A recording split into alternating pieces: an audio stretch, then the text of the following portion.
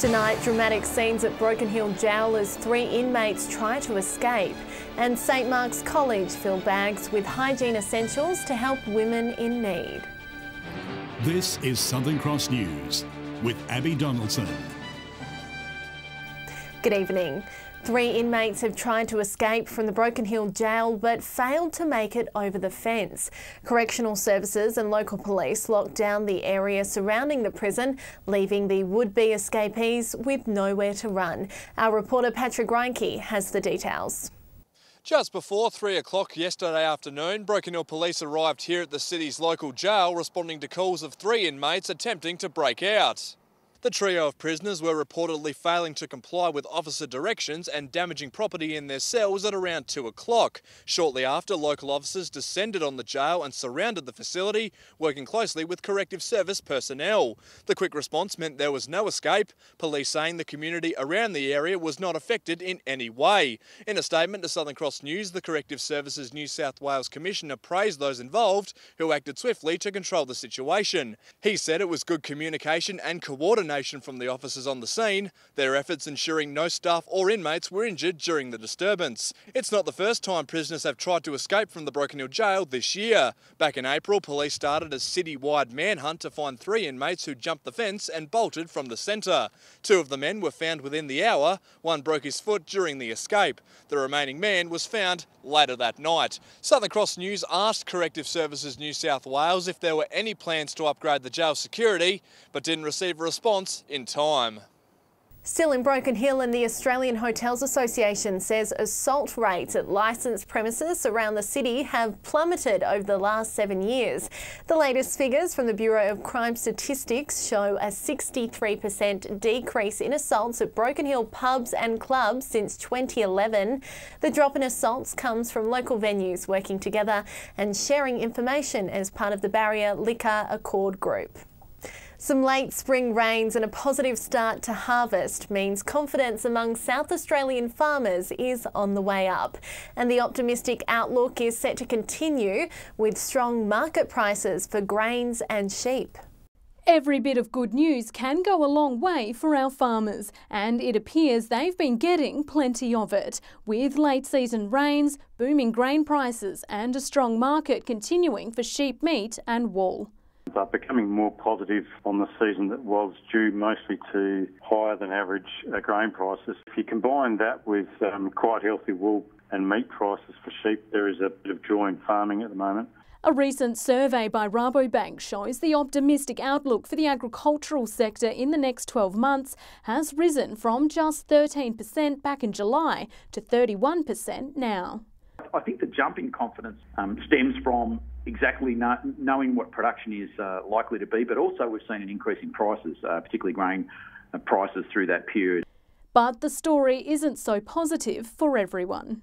There certainly will be farmers that almost harvest nothing. Those areas are relatively small. However, outstanding yields across the mid to lower EP means grain trucks are coming in hot, and farmers are also reaping premium prices well above the 20-year average. Grain at the moment, H1, is probably sitting around $400 a tonne, Port Adelaide. APW sitting around $370. And for livestock farmers capitalising on sheep, they're still riding on a high for market wool and trade lambs. Casey Trelaw, Southern Cross News.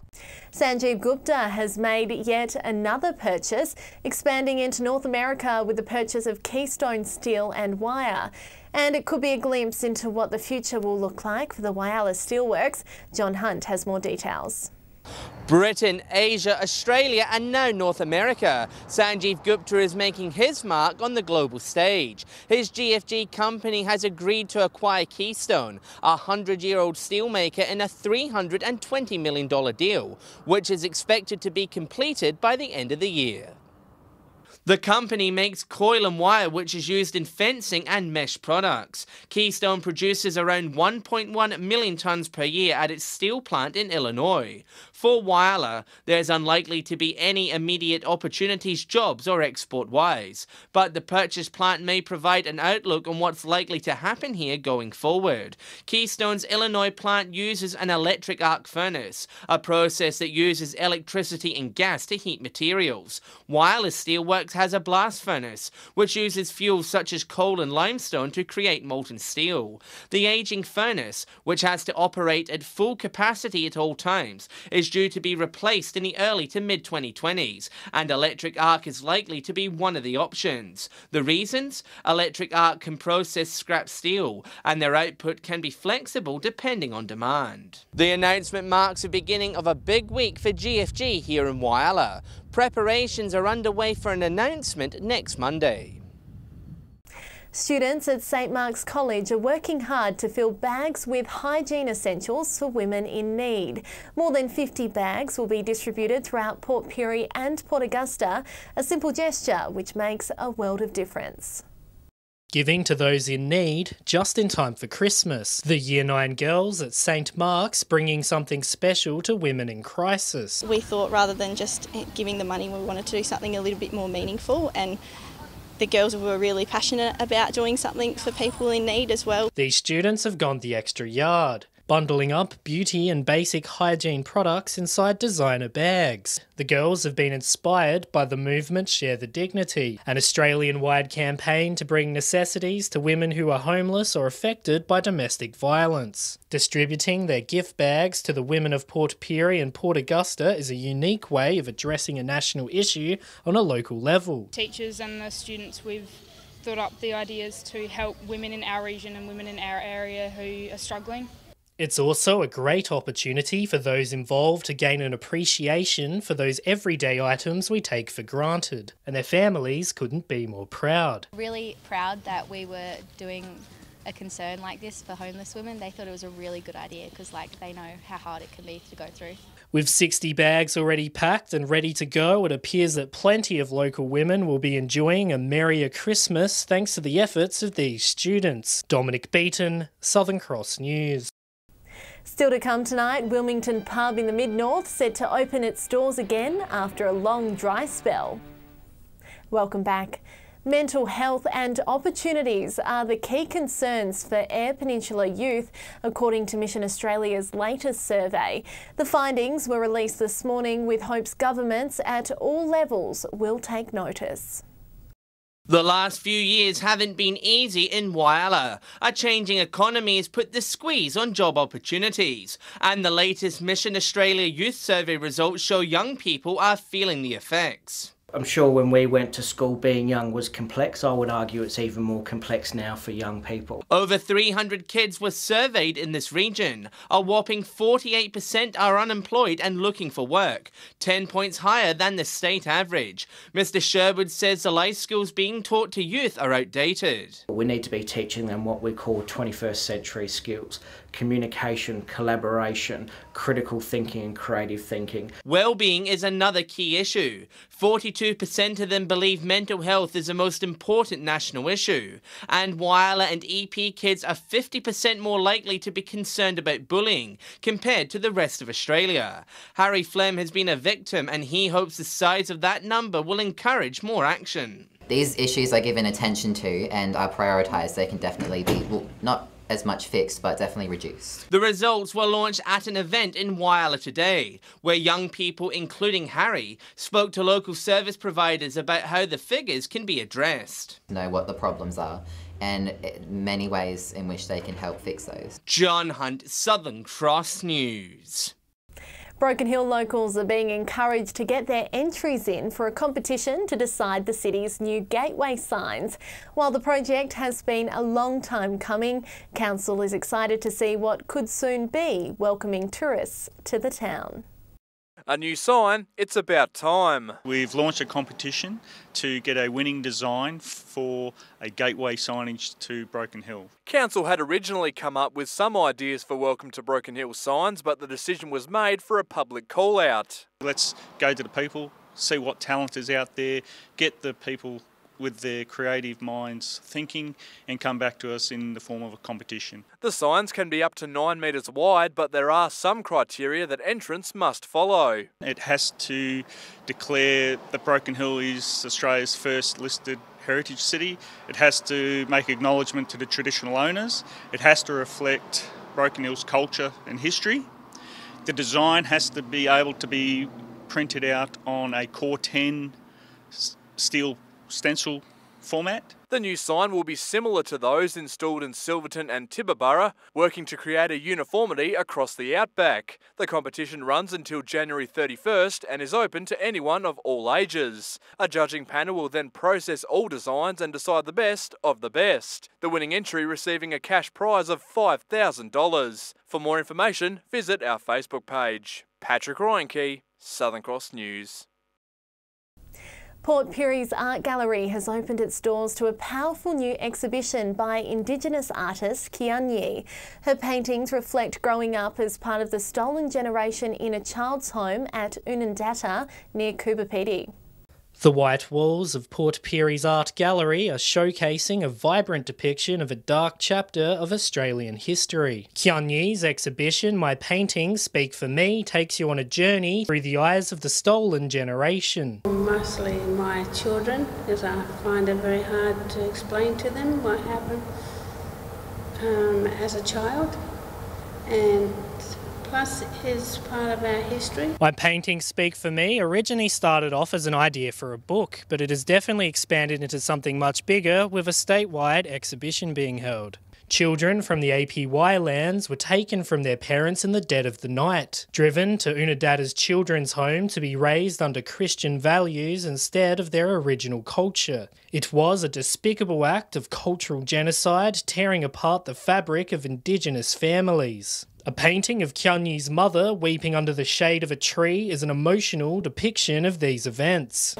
And she said every time they had a break, she would go for a walk and sit under a tree like that, and she would do how many children she had, and she would cry there. Each story is a chapter to the artist's narrative, and while many portray sad people, the art also shows a life of colour, friendship and cultural defiance. This beautifully curated exhibition will remain open to Port Pirie's public until the 13th of January. Dominic Beaton, Southern Cross News. Local pubs are a staple for many country towns, but for Wilmington in the mid-north, the last 6 months have been a dry argument with the town's only pub closing. But with new owners at the helm, it's preparing to open its doors again. The doors are nearly open, the beer taps are flowing, and locals just want to know, when is first drinks? Everybody's been knocking on the door, asking when it's opening. And the local watering hole will reopen on Friday, for the first time since it closed earlier this year. Business partners Dan and Ray deciding to invest in the site after they tried to stop for a drink passing through town. I was a bit stunned, to be quite honest, because it's always been a grand pub. It used to be a brewery-owned hotel, so it's one of the best in the state. They're aiming to open lunch and dinner dining 7 days a week, and already have their eyes on the future, after receiving approval to develop an adjacent beer garden and children's play area. We feel, and the locals feel, is something it's about time we had in this pub. The last 6 months has been a dry one for local residents, who've had to travel over 20 minutes to whet their thirst. A town that loses its pub can lose its heart and soul and the ability to grow again. A special opening of the Wilmington Hotel is planned for this Friday. And the new management say they'd love to see the place packed once again. Hopefully as many locals as possible come and meet us, and we get the time to say good day and get to, become hopefully part of the community. Garth Burley, Southern Cross News. Stay with us after the break. We'll have other local sport results from the weekend, and in the weather, the region is set to swelter through very hot temperatures over the coming days. I'll tell you how hot it's going to get soon. Turning to local sport now, and the competition is starting to fire up in the basketball leagues. Casey Treloar joins us from Port Lincoln. And Casey, all 3 games were quite close. Yes, that's right, Abby. There wasn't much that split the teams last night, but it was the top of the table clash between Peckers Yellow and Waybacks that really put on a show. It was a tight tussle until half-time when the Packers extended the lead by 9. Waybacks managed to keep the margin for the remainder of the game, going down by just 10. It was another 10-point victory to the Rangers, while Lincoln South managed just their second win of the season. In Port Pirie, it was two extremely close games with wins to the Ducks and the Globetrotters. Heading to Whyalla, and Rapina more than doubled the score over the Braves, while the Wildcats caused the upset with Chad McLean scoring an impressive 31 points. And in Port Augusta, it was another two tight scores, with the Titans and the Cobras just managing to get the wins. To baseball in Whyalla, the Roadrunners defeated the Indians with Jared Popovich scoring a solo home run. In softball, Port Lincoln Squaws managed a win over the Eagles, while the Shields couldn't catch the Roadrunners. And in Whyalla, the Tigers claimed the major win there. Finally, a quick look at Broken Hill Tennis, and Topspins are through to the grand final after toppling the backhands by just one game. So, Abby, there were plenty of great games and matches from around the regions. Thanks, Casey. And now it's time to take a look at what's happening in the weather. Well, summer is here and it certainly looked like it today. A mix of sunshine and cloud for all centres, warming up to Port Augusta 33 the max, Broken Hill and Port Pirie reaching a top of 30. On the satellite, speckled cloud in the far north with a trough could produce some isolated thunderstorms, but it's clear everywhere else under high pressure. On the waters for your Wednesday, we'll see easterly shifting southeasterly winds up to 15 knots, seas at a metre with a south-southwesterly swell, and sunrise will be just after 6 tomorrow morning. It's going to be a scorcher tomorrow for Port Augusta and Woodna, heading for a top of 38 degrees. Hot everywhere else too, with most centres nudging the mid-30s. And there won't be any relief from the heat on Thursday. It's going to be even warmer. Port Lincoln 35, Cleve 39 and Woodna a sweltering 42 the top. Temps will drop slightly for Friday and Saturday. Cleve could see the odd shower as well, 29 there. An absolute scorching few days in store further up the Gulf. Port Augusta reaching a top of 40 degrees on Thursday. Whyalla 39. It's going to remain hot on Friday and Saturday as well, but temps will gradually cool off slightly. Whyalla 33 the top. Again, very hot for the rest of the week. Port Pirie set to sizzle through a 39-degree day on Thursday. Broken Hill seeing temps nudge the 40-degree mark for the rest of the week. So summer is here and you're going to want to stay cool. And that's all the local news this Tuesday. Thanks for your company. I'm Abby Donaldson. Good night.